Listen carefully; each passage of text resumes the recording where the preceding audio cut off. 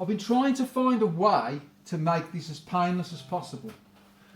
To move on this thing about the scale work, right?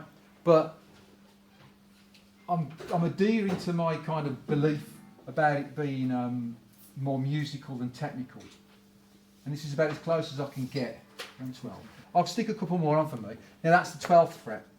Does everybody remember from last week? Or a few weeks ago? Like that, yeah? Like that.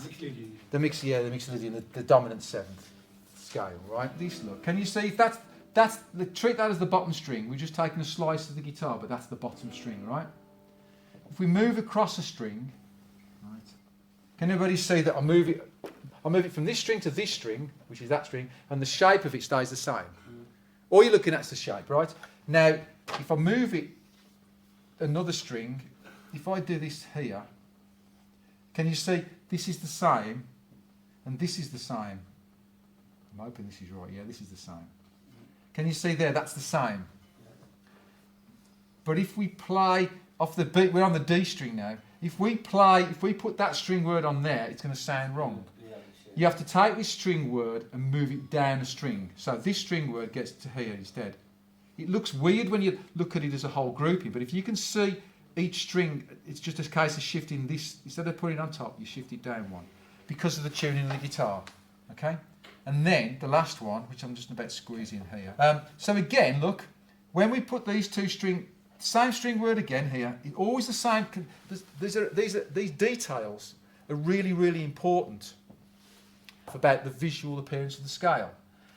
So now this time, once you get these two strings have to be moved, you have to move the shape of the scale because the tuning of the guitar is like this.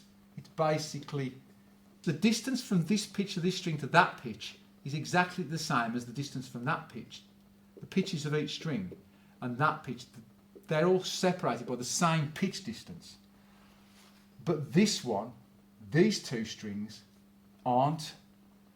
And then these two strings go back again to the distance between the B and the E string is exactly the same as between the G and the D, the D and the A, and the A and the E. It's the same distance. But because this is a shorter distance in pitch between the two, everything gets shifted down a fret.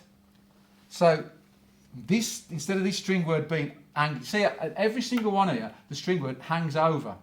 If you think of this as your main fret, which you should do, because if you wanted to play this scale in any particular key, that is the home note, which is, if you wanted to play that as A, an A scale, that has to go on an A note, and that's the home note there. Now, can you see that relative to the home note, this string word hangs over by one fret, and it's still here. This is still home. Can you see how home is the same on every scale, but this still hangs over here?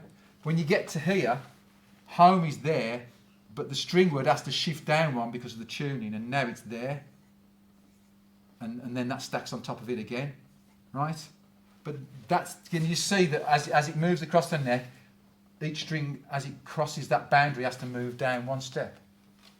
So each one of those homes is on the same fret? Yeah. Yeah, you can place that scale anywhere on the bottom three strings, up and down the neck, and wherever you position it, wherever it lands, wherever home lands, is the name of the name. So, if you play on the 5th fret, it's A. If you put it on the 10th fret, it's D. Hopefully, that's cleared a few things up.